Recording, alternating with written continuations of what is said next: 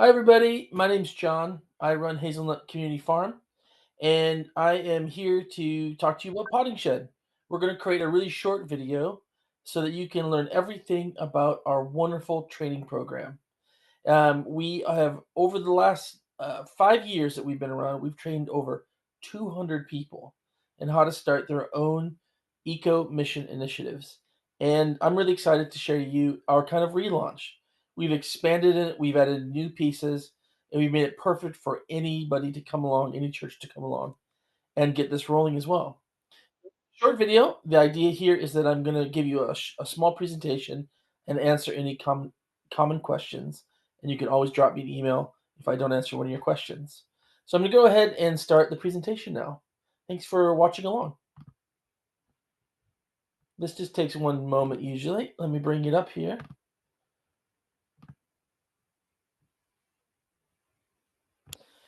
Okay, so Potting Shed, what's it all about? The goal of Potting Shed is really it's a course that equips churches and individuals to grow local eco communities rooted in faith, sustainability, and nature, grounded in creator, creation, and community. That term creator, creation, and community is going to come up a lot in this presentation, as that's kind of our framework for what we're doing. What we're wanting is churches, communities to use the land they have or find land like vicarage gardens or allotments to create these third spaces that are outside of just the church walls and are located in communities that reach out in a time of ecological change, of climate emergency, to think about land, to grow vegetables, to eat together, and to create really contextual mission opportunities for their community. And we give you everything to do this. So, who's it for? Let's start with that. Well, on the left is our little location in East Bristol. We've been there for we've been doing this for over 5 years. We've been there for 2.5 years. Everything we do is rooted in experimenting in our space, and then we share out the best practices. So this is great for any other churches that have land, that care about the environment, and want to do some outreach with it. We also It's good for any individual or even community groups. You're also really welcome to come along. So what are some of the outcomes? Now here it is again, creator, creation, and community. So we really want this is a has a Christian ethos behind it. It is for Christians, but we're also open to other groups coming along as long as they're aware that that's the basis of this is that they learn the basics of a Christian eco theology and how to build rhythms connected to church life, mission, and creation. So it is creator focused. It's also creation focused. It's how do we build skills where land is a part of our not only our theology but our action. We like to think about Earth creation as a member of our community, and we're learning through seasons, through engagement, through having the hands in the soil, and that is outworking of our faith.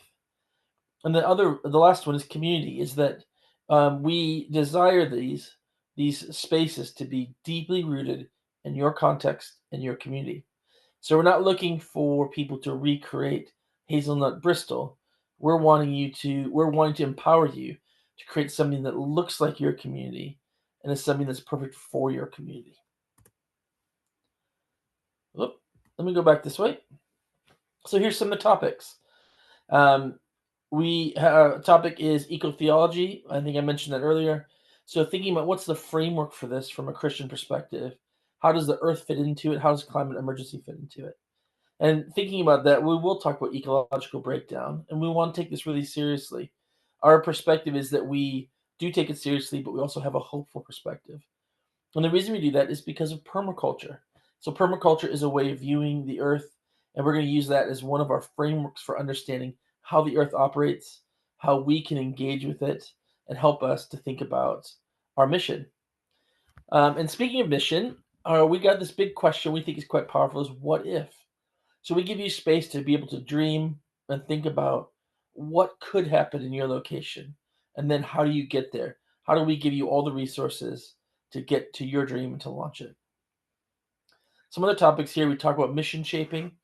and mission mapping. Sorry, and the reason we think about that is how do you think about and take stock of not only your dream but what you have available, what your context looks like, what your land looks like, how does it operate, how does your community operate, how many volunteers do you have, what's your budget, everything that goes into it, so that you can create something that is really doable and something that is sustainable and can last the long term, not just go big and then fizzle out, but something that can grow and be healthy and sustainable. We also talk about worship principles, and that's how do we actually link together the earth and community and our seasons of worship. So we talk about worship in all four seasons. How does it change? How can you adapt it? And ideas as well for um, kind of every season in the garden. We give you loads of our own resources we've written, as well as ideas that we've been honing over the 5 years that we've been around. And that's part of that yearly rhythm that we're thinking about. And lastly, that last word, sustainable again, is that we want to give you everything to be as sustainable as you can. And part of that is we give you things like budgets and health and safety and safeguarding and everything that you need to not have to recreate something, but you can start um, kind of on the back of the effort that we put into it. We hope that makes it easier for people as well. So those are some of our topics. All of this is going to be on Zoom. We're gonna we what we've done is we've taken it, we've elongated it now, so it's over the course of a year, and we only meet once a month for 2 hours, starting in September, and then it'll go all the way to July. And the reason we do that is that we want there to be input and then time of reflection and homework. And so this has been designed again that anybody can do this, even if you're living a really busy life, that you can engage with this, but it gives you the time so you can talk to your PCC, you can talk to people who want to be involved, you can have time to talk to and gather volunteers, to have space to have an idea and a vision emerge and really be thought about. And so it's not a pressure situation, rather, it's a generous space.